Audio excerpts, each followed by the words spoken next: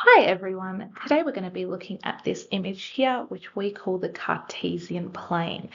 Now, the Cartesian plane is used for graphing a lot of different graphs, but it's the starting point, especially going into linear graphing. Now, the Cartesian plane has a couple of things that are really, really important to note. The first is it's got those two axes there that cross over. Now, that axis that goes up and down is the y-axis. Okay, I like to think of it as y to the sky. So this one we always label y. And then this axis that goes left and right is the x-axis. Okay. That middle point where they both cross over has a very special coordinate. And whenever we write a coordinate out, it's always in the order x, y. So I like to think of that as the order that they appear in the alphabet is the order that we write those coordinates down in. So this middle coordinate here has a very special coordinate and a special name. Okay, and I might color it green just so when I write it we can see. But that coordinate there is called the origin. Okay, so O-R-I-G-I-N, the origin. And the coordinate for that point is 0, 0. Whenever you go to plot a point, that's your starting point, is that middle bit there.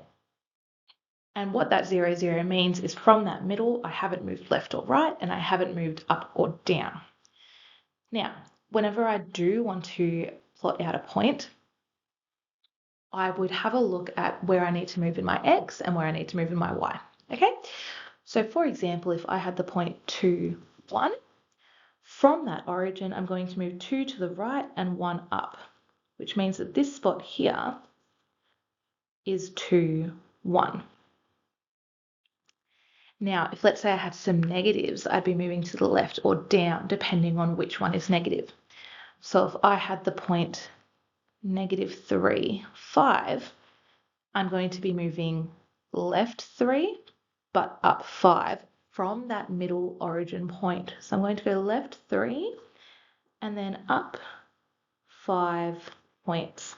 So I'm going to end up here at -3, 5.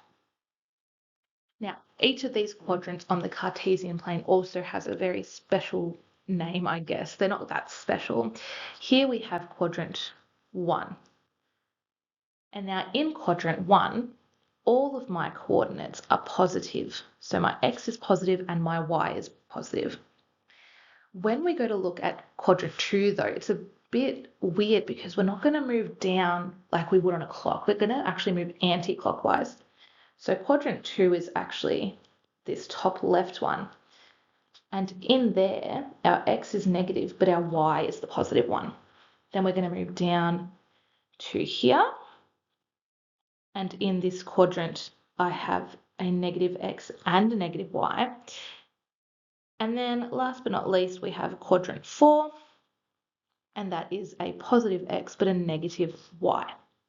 Okay, so if I had a point plotted right here where the purple is, I've got to figure out, well, I'm in quadrant 3, so both of my numbers are going to be negative. But where have I gone from that middle? I've gone 2 to the left and 3 down. So that point there would be -2, -3. Now, feel free to pause the screen here if you want to have a go, but we're just going to be labeling these points. That red point right here, though, is quite obvious. It is 0, 0, which is our origin. Okay, so that one, a bit of an easy one, but it's super important to understand that that is your origin. Now, let's move on to our orange point here. Where have I gone from the origin? On my x-axis, I have gone 3 to the right, so I know it's going to be 3 there. And then I've also gone 4 up, so I know that's going to be 3, 4. Now that green point there, to get to that point, we have moved 6 to the left and 4 up. So it's going to be -6, +4. Moving on to our light blue, where have we gone? Have we moved left or right? No, we have not. So that is a 0. And then we have moved down 6 spots. So that coordinate would be 0, -6. This dark blue one here, we have moved 5 to the right. So it's 5. Have we moved up or down? No. So that's going to be 5, 0.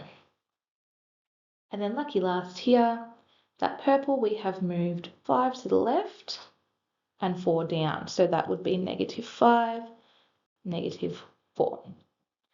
Now, if you'd like to pause the screen here and have a go plotting, that would be amazing. But if you'd like to see how it's done, feel free to stay here. This one here is going to be in quadrant 1. And the way that we're going to get there from 0, 0 is going to move right 1 and up 3. So if I do that, I'm going to end up right here is where 1, 3 would be. -2, 7, I'm going to move to the left 2 and up 7. If I do that, I'm going to end up right up the top here. Okay. For the green here, I'm in +3, so I'm going to move right 3 and then down 9. If I do that, I'm going to end up all the way down here in quadrant 4. That blue one there is +5, +4. So I'm going to be in quadrant 1. I'm going to move to the right 5 and up 4. And if I do that, I end up right here, kind of smack bang in the middle. Then this one here, I don't actually move in my X, but we are going to move up 5. So I'm going to end up there on the Y-axis. And then lucky last 3, 0, we have moved right 3, but we've stayed in the same spot on the Y-axis. So we're going to end up here on the X-axis.